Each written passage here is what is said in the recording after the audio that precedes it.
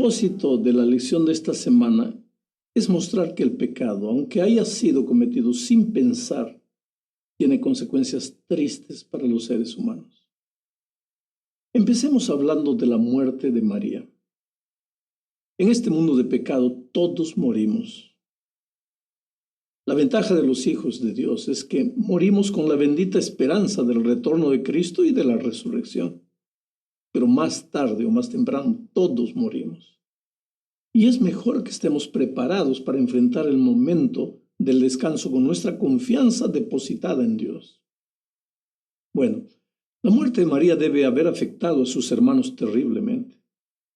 El Señor había usado a María para salvar la vida de Moisés cuando era un nene. Ella se las arregló para que la propia madre cuidase de Moisés e inclusive recibiese dinero por eso. Mira la inteligencia de esta chica. Fue María la que dirigió el coro de las mujeres que alabó a Dios después de cruzar el Mar Rojo. Ella soportó junto a sus hermanos la tremenda jornada del desierto. La única mancha negra de su vida fue la crítica que hizo contra Moisés. Pero ¿qué siervo de Dios no comete errores y a veces se equivoca? Bueno, cuando María murió, el pueblo de Israel ya estaba de vuelta en Cades Barnea, después de la caminata errante por el desierto que había durado 38 años. Muchas cosas cambian en 38 años. Lo único que no había cambiado en el pueblo era el espíritu de descontentamiento, ingratitud, rebeldía, crítica. Al menor problema que aparecía, ellos volvían los ojos a Egipto. Los israelitas del desierto son el símbolo perfecto de los cristianos que hoy día están con un pie en la iglesia, con otro en el mundo. Caminan hacia Canaán, pero los ojos clavados en Egipto. En el desierto había muchas dificultades y el mensaje de Dios en esta vida es este. En esta vida llena de dificultades, Dios jamás prometió que te libraría de las dificultades. Lo que te prometió es que te hará victorioso en medio de las dificultades. Las dificultades sirven para mostrar lo que hay de mejor y de peor en el corazón humano. Las dificultades te llevan a madurar o a volverte niño, infantil. Depende de en quién depositas la confianza en la hora del dolor, en Dios o en Egipto. En aquella ocasión volvió a faltar agua. Oh querido, mientras peregrinemos rumbo a Canaán siempre van a faltar cosas. Aun cuando estemos al borde de la tierra, aun cuando falte poco para nuestro peregrinaje llegar al fin, como ahora. ¿Ya te diste cuenta que nuestros días, que son los días previos a la venida de Jesús, la crisis azota el desierto en el que peregrinamos? Hay falta de empleo, falta de dinero, de casas, de cosas, en fin. Allá en Cades Barnea faltaba agua. Y el pueblo fue a Moisés y a Aarón y empezó a reclamar como siempre lo hacían. ¿Qué hicieron los siervos de Dios? Fueron a orar, como siempre debe hacerlo un líder en la hora de la dificultad. Y cuando ellos estaban orando, apareció la gloria de Dios. Y el Señor dijo a Moisés que saliese y buscase una roca enorme y le hablase y que de la roca brotaría agua. Solo que a estas alturas de los acontecimientos, Moisés ya estaba irritado con la ingratitud del pueblo. Y en vez de hablar a la roca, Moisés la golpeó 2 veces y habló con el pueblo lleno de indignación. Estaba bravo. Los llamó de rebeldes y al hablar dio la impresión de que él y Aarón habían proporcionado el agua. Es triste ver al hombre más manso de la tierra, según Números 12:3, lleno de hostilidad. Por otro lado, esto me da esperanza cada vez que yo cometo errores, porque sé que Dios es un Dios amoroso, listo a dar nuevas oportunidades.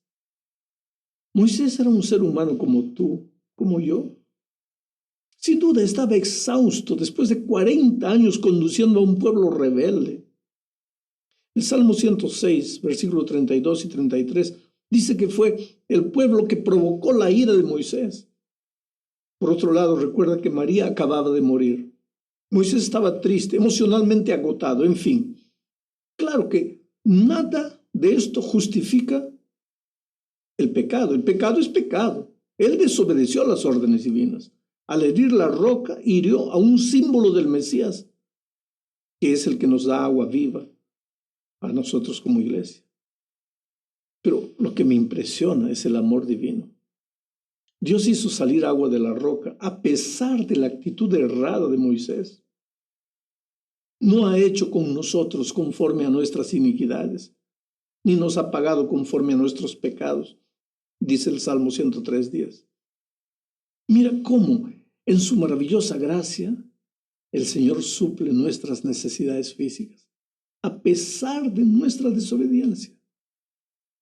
Sin embargo, la lección que debemos aprender de todo esto es que Dios perdona los pecados, pero infelizmente no nos libra de las consecuencias.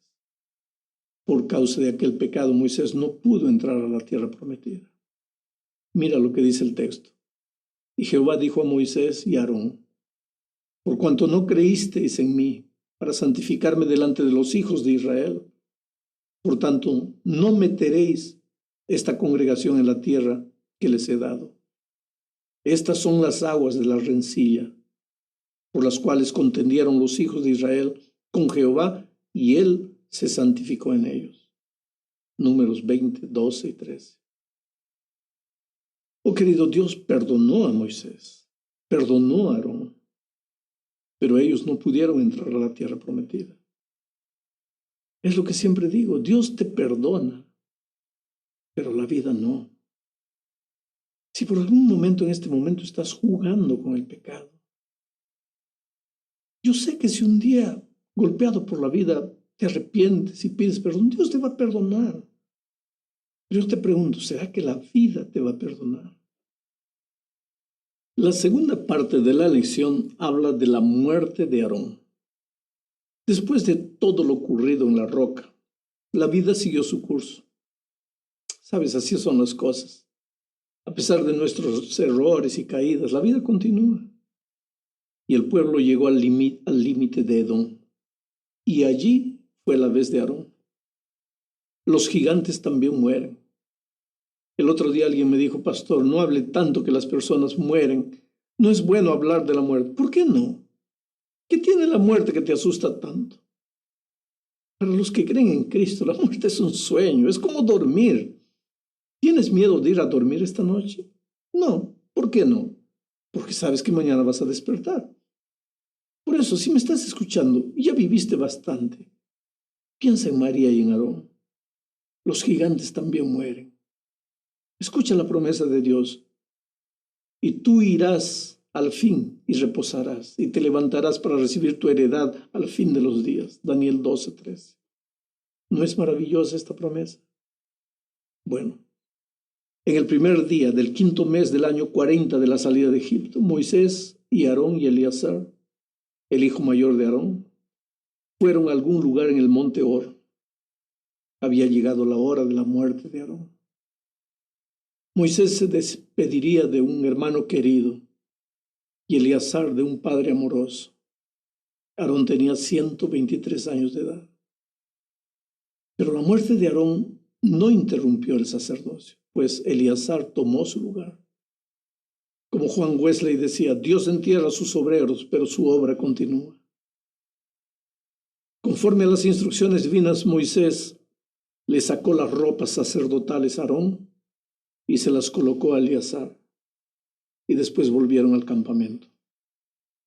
Cuando el pueblo vio que Eleazar vestía las ropas del sumo sacerdote, entendió que Aarón había descansado, y lloraron por 30 días. Al continuar su viaje rumbo a la tierra prometida, después de la muerte de Aarón, el pueblo se encontró en los límites de la tierra de Edom, y los edomitas no les dieron permiso para pasar. Entonces Israel tuvo que dar una vuelta enorme. Ahí viene el siguiente registro bíblico. Después partieron del monte de Hor, camino del Mar Rojo, para rodear la tierra de Edom, y se desanimó el pueblo por el camino, y habló el pueblo contra Dios y contra Moisés. ¿Por qué nos hiciste subir de Egipto para que muramos en este desierto? pues no hay pan ni agua y nuestra alma tiene fastidio de este pan tan liviano. Números 21, 4 y 5. La misma queja otra vez. Esta vez reclamaron del maná. Lo llamaron de pan liviano. De acuerdo a Juan 6, el maná era mucho más que el alimento diario de Israel. Era un símbolo de Jesús, el pan de vida, pero mucho más completo, porque alimentaba no solo el cuerpo, sino el alma. El maná era solo para Israel, pero Jesús era para todo el mundo. El maná solo conservaba la vida, pero Jesús da la vida eterna. Cuando el pueblo rechazó el maná, en realidad estaba rechazando a Jesús. No era solo un problema de ingratitud, era un problema de apostasía. Para nosotros hoy, el maná sigue siendo Jesús, que se revela cada día a través de su palabra, que es el pan del cielo. ¿Cómo tratas tú la palabra de Dios cada mañana al empezar el día? ¿Estás cansado de ella? Tu paladar busca la comida de Egipto y no el maná del cielo. El resultado de ese pecado de Israel trajo como consecuencia la muerte. Aparecieron serpientes venenosas por todos los lados. Los israelitas habían rechazado la vida que venía del cielo, simbolizada en el maná. Entonces recibieron la muerte que venía de la tierra. Entonces el pueblo desesperado fue a su líder Moisés y le suplicó que intercediese por ellos. Moisés lo hizo, pero las serpientes no desaparecieron, sino que Dios le ordenó a Moisés que preparase una serpiente de bronce y que la colocase en un madero, y cualquier persona que era picada, lo único que tenía que hacer era mirar a la serpiente de bronce y al instante sería curada. Ese madero y la serpiente eran símbolo de la muerte de Cristo en la cruz del Calvario. El rojo del bronce era símbolo de la sangre de Cristo. La serpiente, símbolo del pecado, prefiguraba el hecho de que en la cruz del Calvario Jesús estaría cargando todos los pecados de todos los hombres, de todos los tiempos. El propio Señor Jesucristo le dijo a Nicodemo, y como la serpiente fue levantada en el desierto, así es necesario que el Hijo del Hombre sea levantado para que todo aquel que en él cree no se pierda, mas tenga vida eterna. Juan 3:15. Pero hay otras cosas involucradas en este símbolo. En el desierto nadie podía mirar a la serpiente para que otro se sanase. Era un asunto de fe y de fe personal. Si una persona estaba muriendo y pedía remedio, los otros le decían, mira la serpiente. Pero es que yo no creo en esas cosas, entonces vas a morir. Era un asunto de creer o morir. Y así es hoy con Cristo. O crees en Él o mueres. No hay otra salida para el problema del pecado. La parte final de la lección nos lleva a hablar de las primeras conquistas de Israel en la tierra de Canaán. El terreno no era fácil. Había enemigos por todos los lados. Pero Dios los fue llevando de victoria en victoria. En Números 21, 14 y 15 tenemos una descripción de la región sacada de un registro antiguo llamado Libro de las Guerras del Señor. Parece que este libro perdido era un compendio de informaciones de las guerras y batallas de Israel. Aquí, en Números, es citado para describir el tipo de terreno por el que Israel estaba caminando. Se preocupaban los israelitas por el agua y por el pan. Pero esta vez no reclamaron, sino que se pusieron a cantar. Es la primera vez que se ve al pueblo cantando desde la salida de Egipto. Al cruzar el Mar Rojo, las mujeres cantaron dirigidas por María. En los versículos 21 al 35 de Números, se relata las victorias sobre los amorreos y sobre Basán. Los amorreos eran descendientes de Can, hijo de Noé, por parte de su hijo Canaán. Durante algún tiempo los amorreos dominaron grandes áreas de la Mesopotamia y Siria. Pero en la época de Moisés su territorio era más chico. Eran perversos a los hijos de Dios. Y la hora de la ejecución del juicio les había llegado. A pesar de eso, Moisés usó de diplomacia. Quiso evitar el confronto. Pero Sehón no aceptó. Sehón era el rey de los amorreos. entonces fue derrotado. Esto nos muestra que antes de la destrucción, Dios siempre da una oportunidad de arrepentirse. La siguiente victoria fue sobre el rey Og de Basán. De acuerdo con Josué 2:10, la noticia de esa victoria llegó a Jericó y llenó de miedo el corazón de los habitantes. Esdras menciona esa victoria en su oración y los salmistas también hablan de ella en sus cánticos de alabanza. La capital de Og era Astarot y él reinaba sobre 60 ciudades, siendo que Israel capturó y destruyó las 60 sin dejar sobrevivientes. Había llegado el momento de cumplir su promesa y Dios la estaba cumpliendo. Dios le estaba entregando la tierra a su pueblo. Querido, te digo una cosa. Las promesas de Dios son exactas. Dios es Dios, Dios no es hombre. El ser humano a veces promete y por más que quiere cumplir no puede porque está limitado por su humanidad. Pero Dios es Dios. Y si las promesas de Dios no se cumplen en mi vida, no es porque Dios se olvidó de ser Dios o porque Dios me mintió, es porque yo no cumplí las condiciones, porque la grande mayoría de sus promesas son condicionales. Si tú hicieres esto, yo haré esto. Dios quería llevarlos en apenas 2 años, hasta menos que eso. Ellos no quisieron, no confiaron en las promesas de Dios, se quedaron 38 años más vagando por ahí. Ahora finalmente llegó el momento, con otra generación, Dios cumplió su promesa. Y Dios va a cumplir su promesa contigo, querido. El asunto es que a veces nosotros estamos más locos para trabajar, luchar con nuestras manos, alcanzar nuestros objetivos con nuestras fuerzas, que nos olvidamos de Dios. Nos olvidamos de cumplir las condiciones establecidas para que Él pueda realizar sus promesas en nuestra vida.